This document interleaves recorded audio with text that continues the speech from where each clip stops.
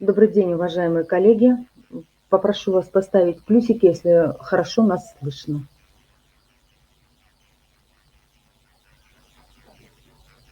Помех никаких нет, да? Ну и все тогда. Угу. Я тоже. Уважаемые коллеги, добрый день. Если слышно, ставим плюсики, говорим, что у нас все в порядке. Угу. Ну, я прошу прощения за задержку, небольшие заминки с интернетом, потому что достаточно большая нагрузка сейчас идет. Добрый день всем. Начинаем нашу презентацию, наш вебинар по рекомендациям для педагогов по организации дистанционного обучения детей с ОВЗ. Сразу хочу оговориться, что на сегодняшний день достаточно большие проблемы возникают у педагогов, но по окончании презентации, по окончании нашего вебинара, все наши презентации, а также дополнительные материалы, которые были предоставлены Москвой, Институтом коррекционной педагогики Российской академии образования, то есть рекомендации специализированные, будут доступны у нас в консультационном центре в специальном разделе, где будет так и написано «Рекомендации для педагогов по организации дистанционного обучения». То есть если вам необходимо будет что-то получить из материалов, вы можете туда зайти и их скачать. Спасибо, если вы меня услышали.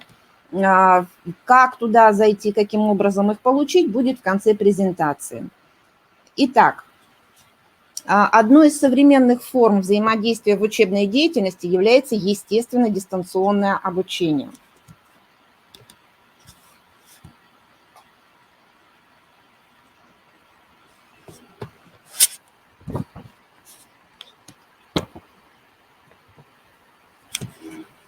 Дистанционное образование представляется комплексом образовательных услуг, которые осуществляются с помощью цифровых систем и различных электронных ресурсов.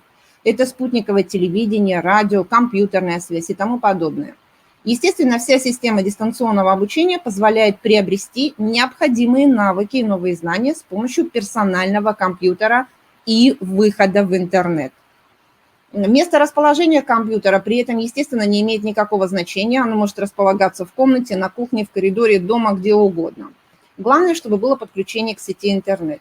И это важнейшее преимущество дистанционного обучения перед традиционными формами. То есть ребенок может общаться с учителем удаленно в любой удобной, доступной точке. Далее. Дистанционное обучение как форма образовательного процесса обладает различными функциями. Все, что представлено на экране, естественно, я перечислять не буду. Вы это прекрасно понимаете, что это и наши традиционные презентации. Здесь возможно через дистанционное обучение и контроль за образовательной деятельностью, рассылка различных методических и аудиоматериалов, взаимодействие интерактивное и так далее. Но следует отметить, что сегодня технологии интернет вытесняют достаточно другие хорошо известные нам формы. В зависимости от возможностей дистанционного взаимодействия выделяют три типа обучения. Это синхронное, когда учитель и ученик находятся в онлайне, асинхронное, где не требует одновременного участия обучаемых и педагога, и смешанное, когда используются элементы как того, так и другой системы. На данный момент для школьного обучения разработаны специальные электронные ресурсы, использование которых позволяет с максимальной эффективностью решать задачи образовательной деятельности с применением дистанционной формы обучения. Далее, на следующем слайде я хочу вам представить различные ресурсы. Это всем известные Учи.ру, который содержит интерактивные учебные курсы, мобильное электронное образование, интернет-урок, Я-класс, Лекториум, Яндекс.Учебник и так далее. Достаточно очень много. Таким образом, обеспечение образовательной деятельности с использованием дистанционных технологий в настоящее время является одной из востребованных, а особенно в текущий момент.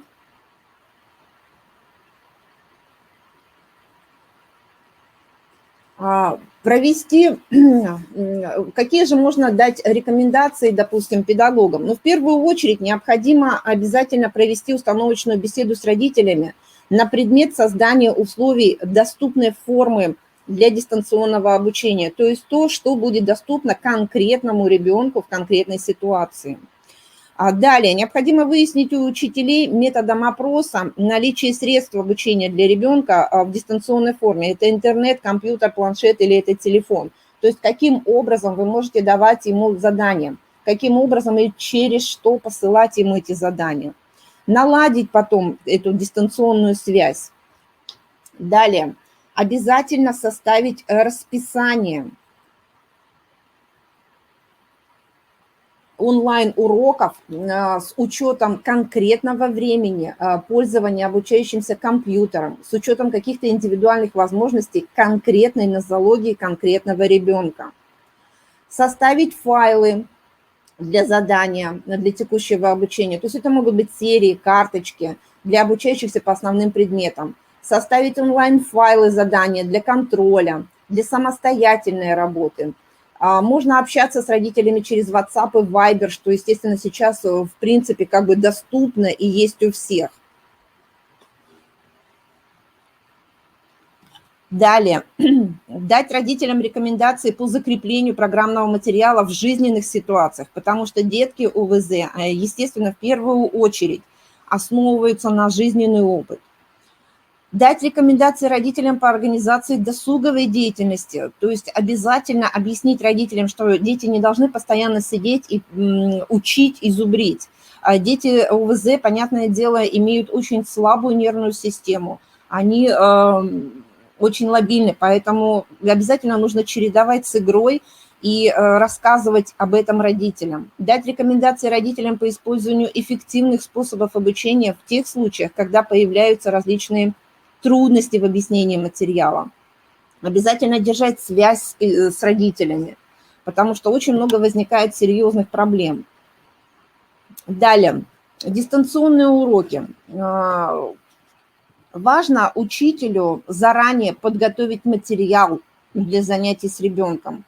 Для этого надо прислать родителю список необходимых для занятий материалов, для того, чтобы можно было заранее подготовиться к уроку. Дистанционные уроки эффективны, если они проводятся с обучающим видеоматериалом и материалом, который уже предоставлен заранее, когда родитель его немножечко подготавливает. С презентацией, с наглядными материалами, с элементами продуктивной деятельности детям гораздо будет интереснее на уроках через онлайн и в дистанции. Учитель, который проводит урок дистанционно, может только вербально и визуально рассказать материал и дать знания. Поэтому очень важно, чтобы близкий взрослый обязательно присутствовал на занятиях и настраивал техническую часть урока, а также контролировал учебное поведение ребенка. То есть, как мы уже и говорили, в обязательном порядке для начала нужно обязательно обговорить всю ситуацию с родителями, объяснить им это и порекомендовать им все-таки присутствовать в период получения каких-то знаний, в период урока, в период учебной деятельности, находиться рядом с ребенком. Обязательно нужно делать перерывы между уроками 15-20 минут, и это не стоит забывать. Полезны также различные игры по мелкой моторике, музыкальные минутки, физминутки. Я не буду на них останавливаться, потому что хорошо об этом вам расскажет чуть попозже Анна Валентиновна. Далее. В связи с характерными особенностями развития детей РАС, проявляющимися в стереотипности поведения, склонности к сохранению установленного жизненного порядка, ситуация изменения формы обучения у них может вызвать сильный дискомфорт, дезадаптацию, и это, в свою очередь, будет препятствовать освоению адаптированной основной общеобразовательной программы. Преодоление как раз таких вот сложностей возможно только путем создания специальных условий обучения в домашней среде и организации психолого-педагогического сопровождения такого ребенка. Важнейшим направлением работы в этом будет, естественно, работа не только учителя, но и психолога, и дефектолога, и логопеда. В случае, когда ребенок сразу переходит на дистанционное обучение, то оказание ему помощи в адаптации к новым условиям будет основополагающим. В зависимости от возраста и уровня развития ребенка данная работа может быть проведена различными способами и в различных формах. То есть изначально вы с ребенком можете первоначально не сразу давать ему задание, да, когда вывели его на дистант, а первое время хотя бы с ним просто здороваться, беседовать, чтобы ребенок к вам привык, чтобы он увидел те знакомые лица, с которыми он встречался ежедневно при обучении в школе.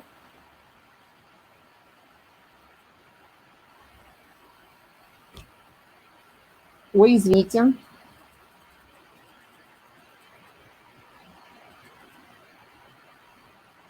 У обучающихся у начального звена, а также у обучающихся более старшего возраста со сниженным интеллектом работа по адаптации проводится в значительной степени естественно и посредством родителей. То есть педагог, психолог, специалист, родители, где первоначальная задача становится информирование родителя по вопросам организации обучения в домашних условиях. То есть в первую очередь необходимо объяснить родителям, что необходима адаптация среды, то есть это зонирование пространства, его объединенность, использование каких-то визуальных подсказок, ограничение пространства с постепенным его расширением, использование специального сенсорного оборудования, чтобы ребенок понимал, что данное место конкретно предназначено для получения знаний, для уроков, для проведения онлайн-сессий со своим учителем. Здесь, естественно, и подбор способов мотивации ребенка, формирование поведения, способности преодоления нежелательного поведения, выстраивание взаимоотношений между всеми участниками образовательного процесса. На уровне основного и среднего общего образования при сохранном интеллектуальном развитии обучающегося по его подготовке к обучению в дистанционном режиме может осуществляться непосредственно в онлайн-режиме. То есть здесь уже гораздо проще, гораздо легче и быстрее происходит адаптация. При работе в данном направлении могут применяться следующие методы. Это, допустим, какие-то социальные истории, видеомоделирование, визуальные сценарии, беседы и так далее. Непосредственно с ребенком. Далее, показателями успешной адаптации будут являться, естественно, понятие выполнения новых правил поведения такого ребенка, соблюдение режима, выполнение заданий, следование визуальному расписанию, выполнение заданий под руководством родителя и взаимодействие с педагогом в режиме онлайн. То есть, когда вы общаетесь с таким ребенком через онлайн, в дистанте, ребенок должен выполнять инструкции, задания, отвечать на ваши вопросы. Не забывайте, что с ребенком нужно обязательно беседовать, чтобы понять, что он вас слышит, что он готов с вами взаимодействовать, что он не отвлечен на какую-то другую тематику или на другой, скажем так, предмет. По завершению у учащегося адаптационного периода, а он может быть у таких детей, естественно, разным, при организации дистанционного режима обучения необходимо определить цели работы, которые в новых сложившихся условиях могут сильно отличаться от запланированных ранее. То есть здесь нужно действовать только по ситуации. При разработке индивидуальной программы коррекционной работы в части сопровождения важно обеспечить необходимую поддержку учебного процесса, а также выбрать цели по формированию отдельных функциональных навыков, необходимых для повседневной жизни. При необходимости поддержки процесса обучения на дому должны быть включены узкие специалисты. То есть, если вы понимаете, что у вас не получается что-то, возникают какие-то серьезные проблемы, то, безусловно, нужно привлекать узких специалистов и в первую очередь психолога, который должен будет работать не только с ребенком, но и с родителями. В такой ситуации, естественно, психолог участвует в проведении уроков вместе с вами в режиме онлайн, осуществляет наблюдение за организацией процесса обучения и разрабатывает рекомендации не только для учителя, как повести себя в данной ситуации, но и для родителя по развитию навыков, необходимых для обучения, а также по преодолению различных трудностей обучения, характерных для ребенка с РАС. Далее. Как правило, такие рекомендации в себя включают различные направления. Я не буду их все перечислять, потому что вы их видите прекрасно на экране. Нужно понимать, что при работе над жизненными компетенциями в условиях обучения в дистанционном режиме приоритетным всегда становится задача по формированию социально-бытовых навыков самообслуживания и бытовой ориентировки. При работе над жизненными компетенциями в условиях обучения в дистанционном режиме приоритетным становится задача у ребенка по формированию основных навыков. При постановке целей работы важно учитывать обязательно возраст, уровень развития детей, в зависимости от которых будут меняться как содержание, так и сами способы работы. При работе с детьми с выраженными аутистическими нарушениями реализация целей программы индивидуальной коррекционной работы будет осуществляться преимущественно с родителем под дистанционным наблюдением и обязательно с сопровождением педагога-психолога. Не стоит об этом забывать, это очень важно. При работе с детьми с менее выраженными нарушениями акцент, естественно, будет смещаться в непосредственную коррекцию и онлайн-работу с ребенком.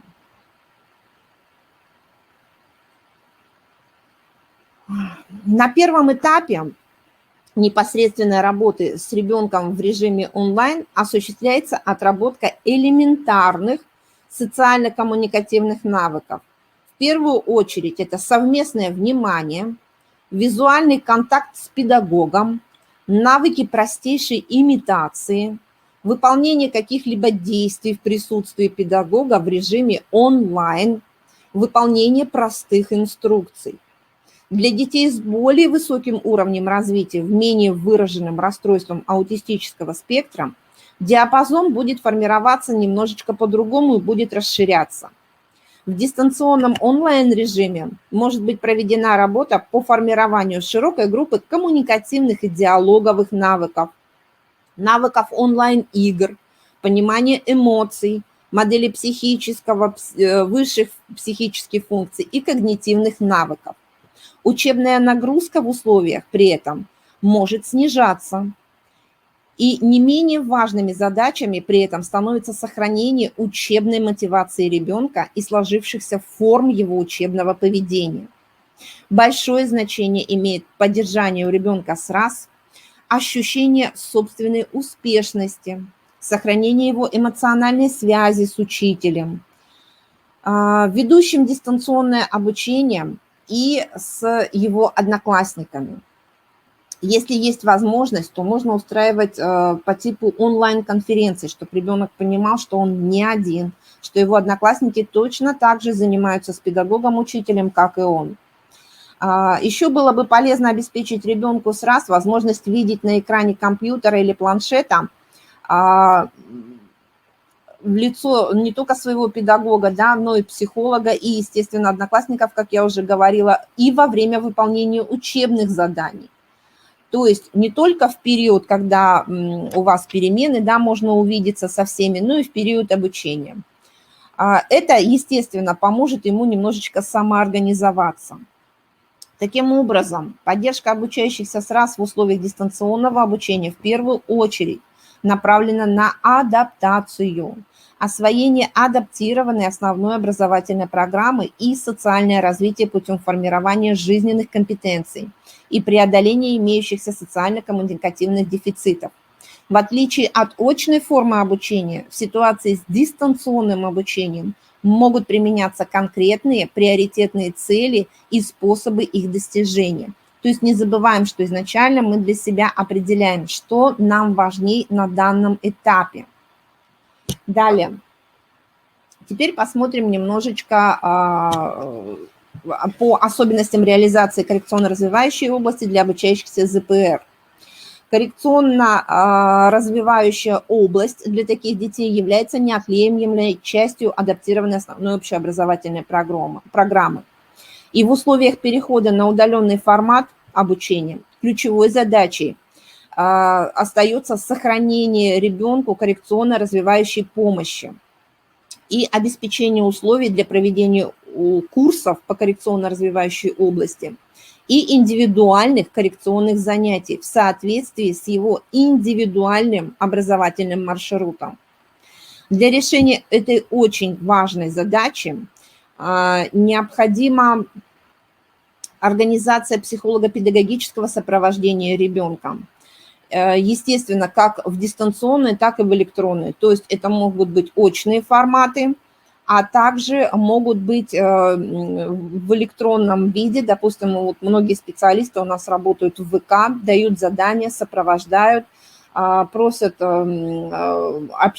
общаются с родителями, получают взаимоответ, получают обратно решение задач ребенка и так далее.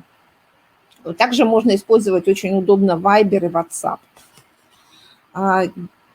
Дистанционная форма предполагает организацию взаимодействия с обучающимся посредством интернет-связи в режиме реального времени с использованием аудио и видеотрансляции.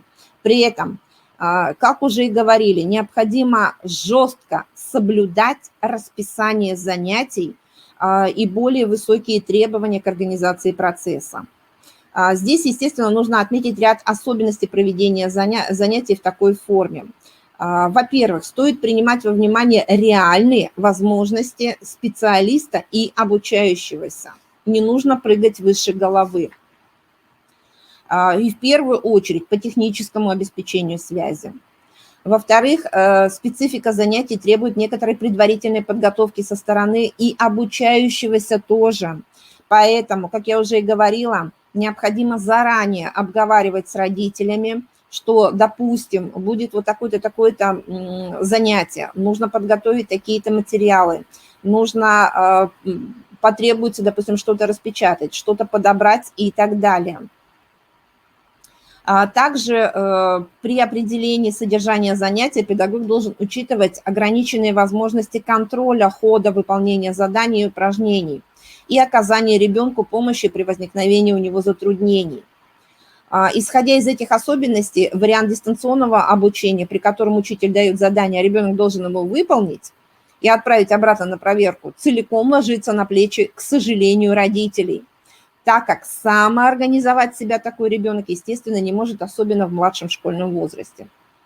Такому ребенку лучше все-таки подходит формат индивидуальных скайп-сессий. И поначалу очень важно, чтобы родитель всегда присутствовал рядом, контролируя весь образовательный процесс и включаясь в него. Дети с ЗПР быстро истощаются, поэтому нужно понимать, что нужно дозировать нагрузку при дистанте. И следует помнить, что обязательно нужно включать коррекционно-развивающий компонент. Но, как вы уже и понимаете, что для ребенка с ЗПР это, в частности, могут быть задания на карточках, на развитие внимания, мышления, памяти и так далее. Безусловно, что к любому удаленному формату нужно готовиться не одному учителю, а совместно с теми специалистами, которые сопровождают ребенка в период его обучения в школе. То есть это могут быть психологи и специалисты, которые с ним занимаются.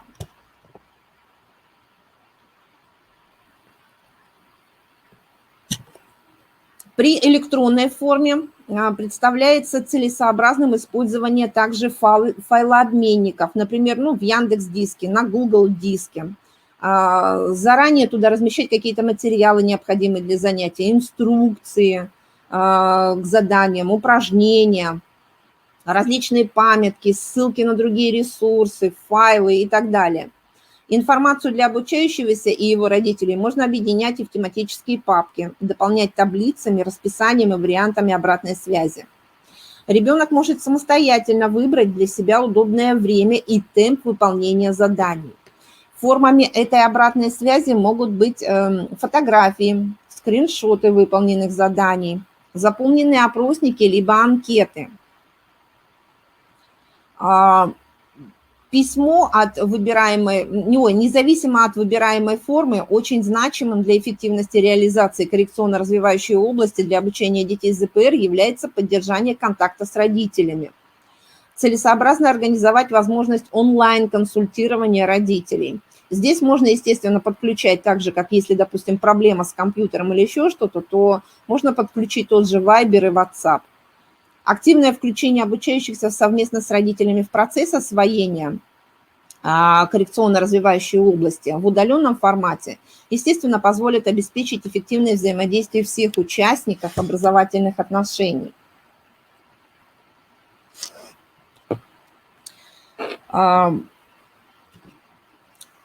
В заключении по обучению детьми с ЗПР, естественно, хочется предложить вот такую небольшую форму обучения, да, то есть при грамотно подобранном цифровом контексте, хорошо организованном рабочем месте получается повышенный уровень мотивационного компонента. Благодаря работе за компьютером в некоторой степени развивается рефлексивный компонент.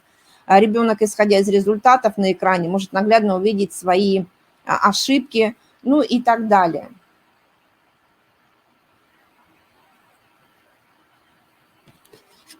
Далее. Детки с ТНР, конечно, более сложные.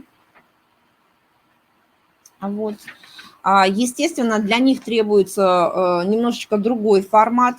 И здесь педагог должен учитывать достаточно сниженную встречную познавательную активность детей.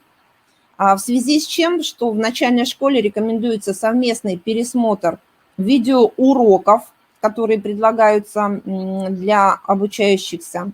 Причем обучающихся должен их просматривать вместе с родителем, с дальнейшей возможностью еще раз его пересмотреть в удобное для себя время.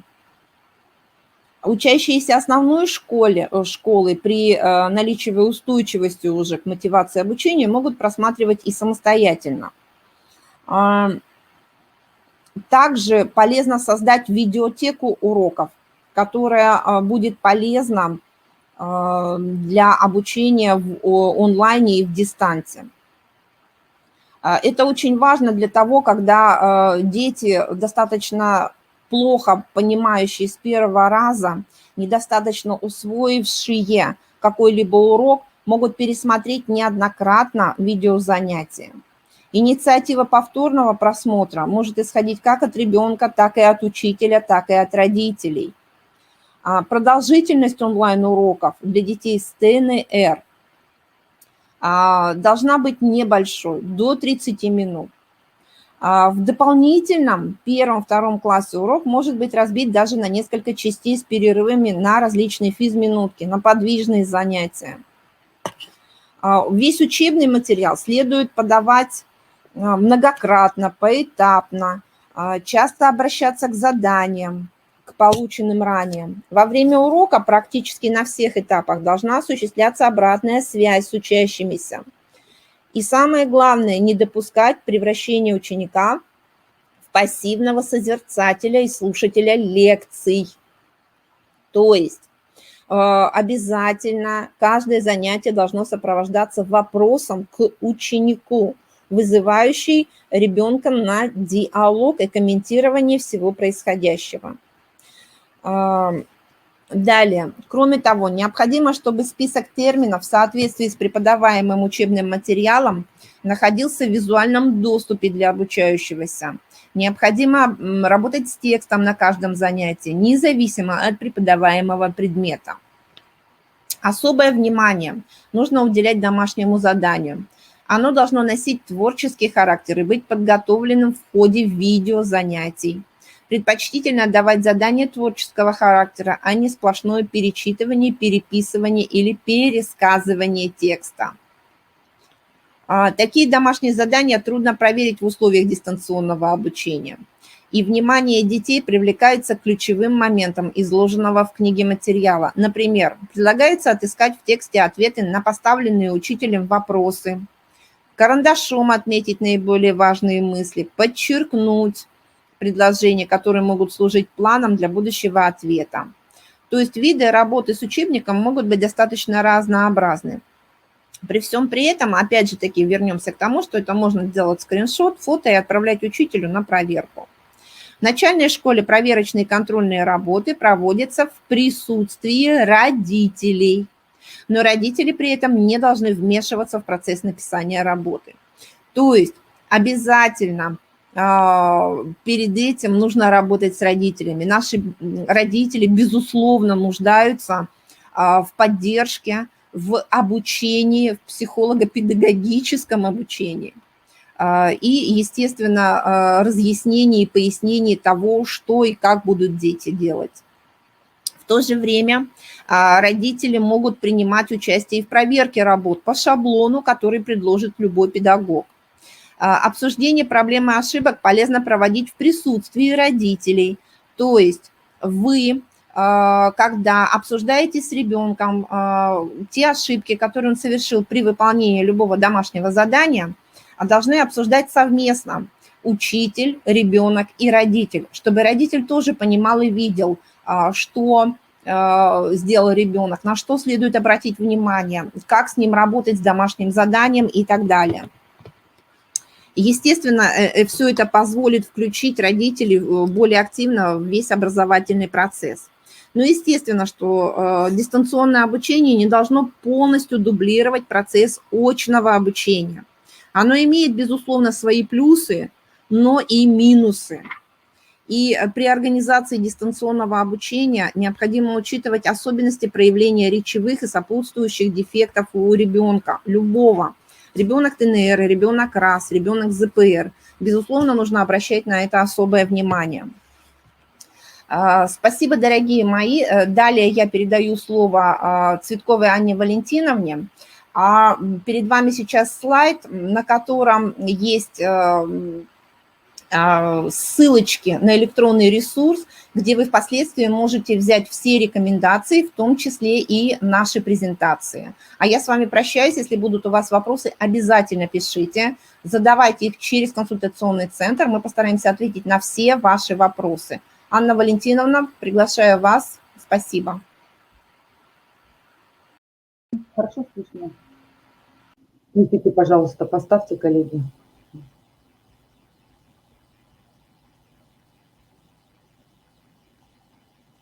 Слышно, да? Мы тогда начинаем продолжение темы. Я просто сейчас немножко смотрела в чате вопросы, да, возникающие. Конечно, сейчас всем тяжело, и вам в первую очередь, уважаемые педагоги. И мы понимаем прекрасно, что возможности у всех разные, семьи разные, дети разные, родители разные, не у всех есть специальная аппаратура. Вот я там смотрела, что даже не у всех есть телефон для того, чтобы работать дистанционно. Но, конечно, нужен дифференцированный подход к каждой семье. И не секрет, я вам сейчас открою, что все-таки образовательная организация самостоятельно должна решать вот эту проблему с таким ребенком, у которого нет ни телефона, ни компьютера, и нет возможности у него работать дистанционно. Поэтому вот все понятно, но, к сожалению, вот реалии таковы, что мы сейчас не совсем, может быть, не все готовы, да, но большинство все-таки работает именно в дистанционном режиме, и большинство детей обеспечены всем необходимым. Ну, а я чуть-чуть совсем добавлю к тому, что сказала Наталья Александровна, такие общие рекомендации по организации дистанционного обучения детей с ограниченными возможностями здоровья. Очень важно на начальном этапе дистанционного обучения установить полноценный контакт с родителями учеников, выяснить степень владения вот как раз компьютером ребенка, да, есть ли он у него, как владеют компьютером его родители, члены семьи. Подготавливаем родителей к тому, что они должны оказать при необходимости ребенку помощь и поддержку. Мы сейчас говорим о детях с ограниченными возможностями здоровья и прекрасно понимаем, что на сегодняшний момент именно родители выполняют функцию тьютера и ассистента. Чтобы эффективно выстраивать учебный процесс и не допускать стрессовых ситуаций, педагог должен хорошо знать особенности ученика своего, его двигательные, речевые, сенсорные возможности и ограничения.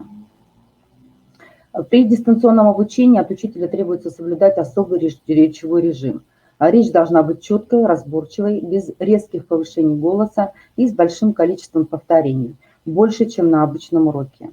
Один из важных моментов, который и родители, и педагоги часто не уделяют этому моменту большого внимания, это организация рабочего места ребенка. Важно, чтобы рабочий стол ребенка стоял у стены или у окна, и окно должно быть занавешено плотными шторами либо жалюзями, чтобы ребенок не отвлекался. Да? Боковые поля зрения ребенка не должны попадать в какие-либо отвлекающие предметы, игрушки, книги, плакаты. На столе должно быть только то, что необходимо ребенку для конкретного занятия. Вот нужны ему только тетрадь и 2 ручки. Все. Перед ребенком не стоит оставлять целый пенал с его карандашами, потому что мы прекрасно с вами понимаем, что ребенок, конечно же, не хочет заниматься, да, и он с большим удовольствием будет искать что-то в этом пенале, ронять ручки, карандаши и так далее. То есть важно ограничить предметную среду вокруг ребенка, чтобы занятие получилось продуктивным, а не растянутым. Почему мы сейчас говорим, что занятия должны быть меньше по времени, да? В целях контроля ребенком времени, отведенного на выполнение задания, родителям можно сказать, что это могут быть песочные часы, либо какие-то часы, которые лежат у него на столе, и он на них смотрит. Особое внимание хочу сказать, что для детей с нарушением опорно-двигательного аппарата необходимо, чтобы мебель соответствовала потребностям ребенка. То есть у него должны быть регулируемые по высоте в соответствии с ростом стулья. Вот как раз на слайде вы видите, да, джойстики для компьютера специальные, специальная клавиатура. А оговорюсь сразу, чтобы вопросов тут не возникало в чате, то, что обычно в большинстве своем дети с нарушением опорно-двигательного аппарата имеют еще статус ребенка-инвалида. И таким детям все технические средства выдаются. Ну и дети с нарушением слуха и зрения также должны быть обеспечены специальными техническими средствами, теми, в которых они нуждаются. То есть не надо, если у ребенка слабовидение, и ему нужна только вот электронная лупа, говорить о том, что этому ребенку еще нужна, например, нужна азбука Брайля. То есть мы должны с вами четко понимать, какие особенности у каждого ребенка нашего с вами есть. Еще один очень важный компонент – это мотивация, да, деятельности, в том числе и учебной. И чтобы ребенок действительно усваивал информацию, важно, чтобы он хотел с ней познакомиться. И, к сожалению, в условиях дистанционного обучения мы с вами не можем подойти к ребенку, тактильно привлечь его внимание, заинтересовать его тем или иным заданием. Ну, поэтому предлагаю вам использовать следующие приемы, которые вы, конечно же, все знаете. Воспитанию положительной мотивации учения способствует общая атмосфера, то есть организованная включенность ученика в разные виды деятельности, отношения сотрудничества учителя и учащегося, привлечение учащихся к оценочной деятельности и формированию у них адекватной самооценки. Кроме того, формированию мотивации способствует использование положительного опыта в изложении учебного материала, творческий подход к подаче материала, который вызывает удивление у ребенка, эмоциональность речи учителя, познавательные игры, ситуации спора и дискуссии, ну и анализ жизненных ситуаций, разъяснение общественной личностной значимости учения, использование школьных знаний в будущей жизни, да, система поощрения со стороны учителя. Ну, многим детям очень нравится выполнять задания на компьютере. И поэтому одним из мотиваторов у нас может быть предложение выполнить задание на компьютере после отработки правила, например, там письменного, да, и то, что он сделал в рабочей тетради. Педагог всегда может подобрать такие задания под конкретные темы уроков, и лучше, если они будут красочные, с игровым компонентом. Ну, и можно при успешном выполненном задании ребенку выдавать какие-то монетки, да, там родители вырезают, да, мы договариваемся с родителями, и монетки эти складывает ребенок, у него получается много, целый там сундук, например, вклад, да, какой-то. Возможно, какие-то подвижные игры на внимание. Все зависит от вашей фантазии, от возраста, интересов ребенка. Дети с ограниченными возможностями здоровья очень быстро истощаются, поэтому важно, что, чтобы на начальном этапе организации такого формата обучения дозировать нагрузку, ориентируясь на признаки поведения ребенка, которые указывают на изменение его психофизического состояния. Такими признаками, связанными с органическими или функциональными нарушениями деятельности центральной нервной системы, могут быть недомогание, слабость, быстро наступающее утомление или, наоборот, перевозбуждение, которое может проявляться в виде телесной расторможенности. Важно устраивать фазы активного отдыха с легким физическим упражнениями и расслаблениями, обычные физкульт-минутки. Вот как раз вы сейчас на слайде видите один из примеров физминутки, да, которые проводятся во время урока, длятся они от 2 до 5 минут, состоят из нескольких упражнений. Вот эта физкульт-минутка подходит для любой категории детей с ОВЗ, так как выполняется она в положении сидя. Вот, можете посмотреть, попробовать. Хорошо снимает и напряжение мышц спины, плечевого пояса и рук.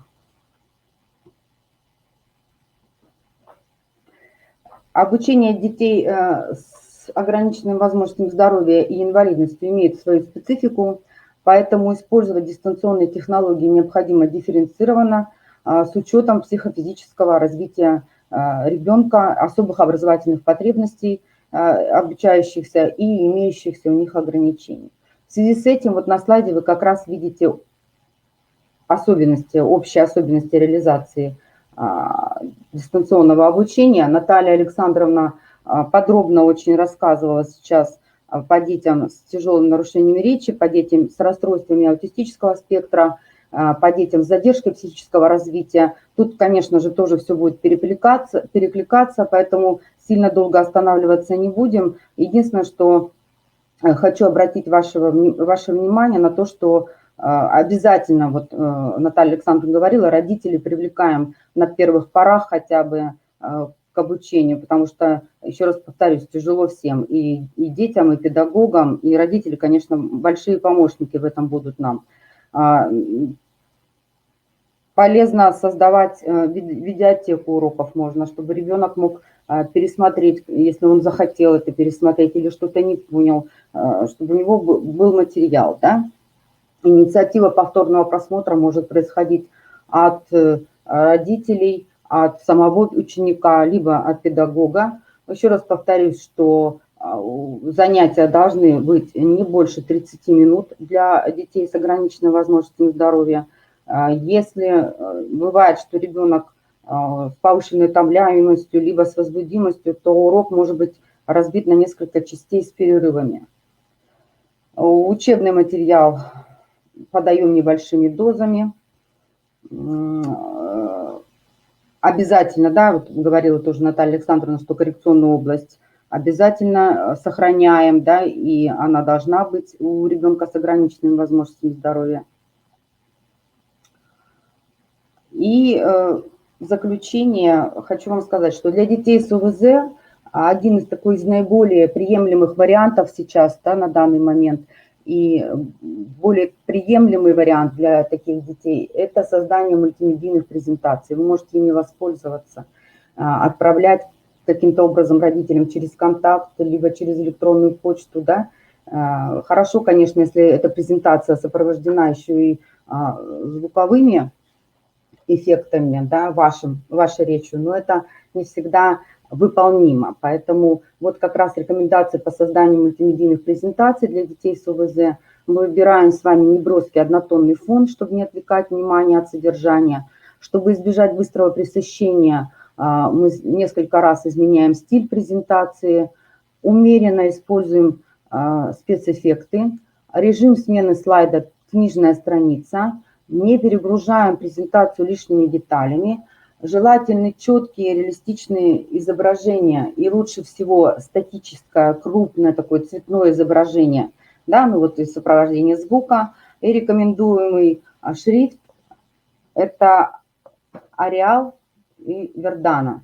Да? Как раз тот шрифт, которым сейчас вот эта презентация и создана.